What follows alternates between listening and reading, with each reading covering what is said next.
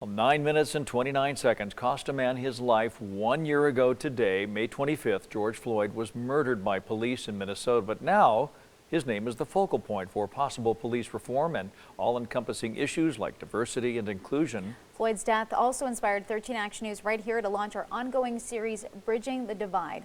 13 Action News reporter Alicia Patillo shows you how far we've come and the work that still needs to be done. I can't breathe.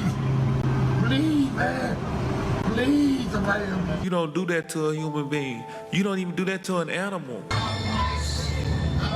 His murder sparked a movement, national outcry, global protests, and demands for change. I have yet to speak to a member of my organization that is not appalled at the death and the actions of the officers in Mr. George Floyd. We must do more to reduce the likelihood that tragedies like this will ever happen and occur again. On May 25th, 2020, the world was aghast after seeing a senseless crime. Captured on video, a black man killed by a white officer sworn to protect and serve. The incident was eye-opening to many. Others say this has been their reality for decades.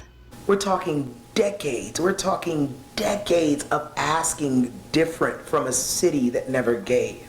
In the wake of chaos, the conversation about police reform became front and center. Many chanted, defund the police. Some found different ways to hold the badges in blue accountable for their actions. I want to first see the police stop killing African American people in the numbers in which it is happening. 13 Action News invited community leaders to have frank discussions, as uncomfortable as they might be, about policing in Southern Nevada.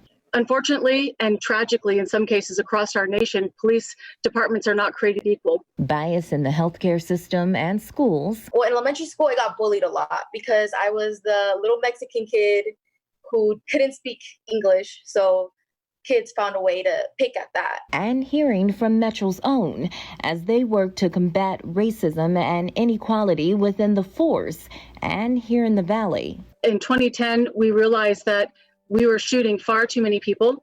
But the most concerning part about what was happening is that we were shooting more unarmed minorities than anyone else. Here at KTNV, a movement was born 1 year ago. The Bridging the Divide series set out to host a conversation about humanity and recognize our differences. Why do you think this country is so divided? Why are we in this position in 2020? An honest and open look at social issues, many reluctant to address, and the sometimes uncomfortable topics that can't be ignored any longer. We stared racism in the face, fought for diversity and inclusion, and we pledged to do our part in bridging the divide. Alicia Patillo, 13 Action News. Well, Derek Chauvin, the officer convicted of Floyd's murder, was found guilty of second-degree murder and 2 other felonies last month and is now awaiting sentencing. 3 other officers involved in the arrest are now awaiting trial. Today, Attorney General Aaron Ford will hold a conference to commemorate George Floyd's passing. That news conference will be held at noon in Carson City.